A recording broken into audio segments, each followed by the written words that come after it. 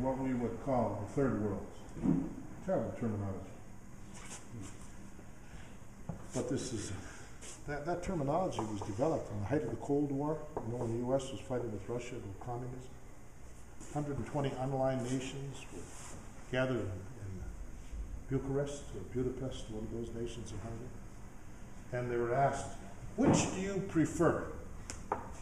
The first world, which is democratic in government and capitalistic, neoliberalistic capitalism in economics, or do you prefer the second, which is communistic in government and socialistic in economics? And 2/3 of the people present said, we prefer a third way. We don't want either one. So they became the third world. But they weren't listened to.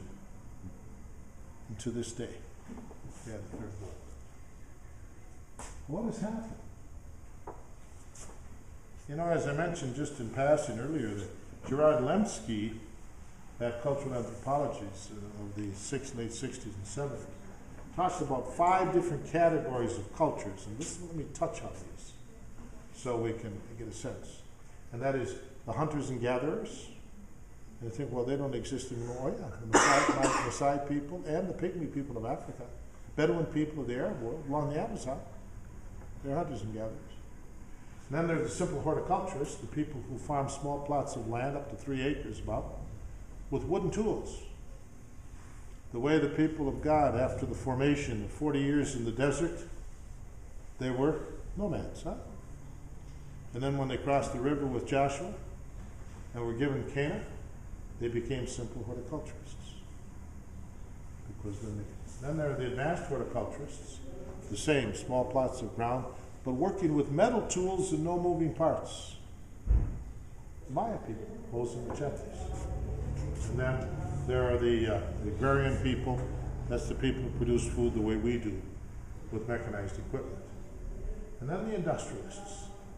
Those are the people who make items from non-renewable resources using huge amounts of energy, and these items are to make our life better.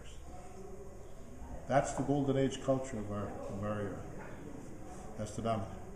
That is still democratic and neoliberalistic in economics, capitalism and economics. And there are basically 8 of them. Now they talk about the group of 20 so often, but I think that that's just to try to keep it away from just so few.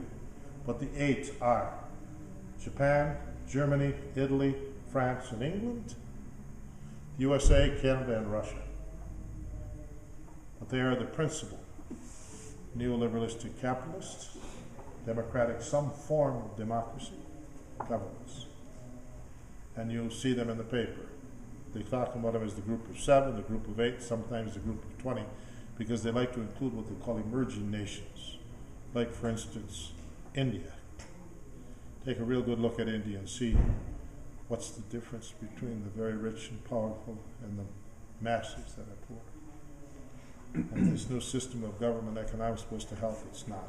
But that's it.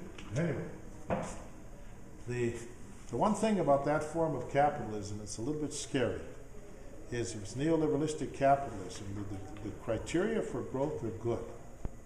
What you use as a guide is profit.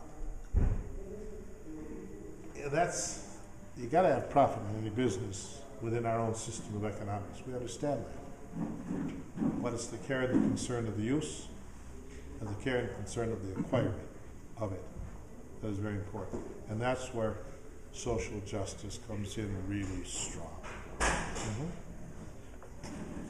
Could you talk a little bit, Greg, about the civil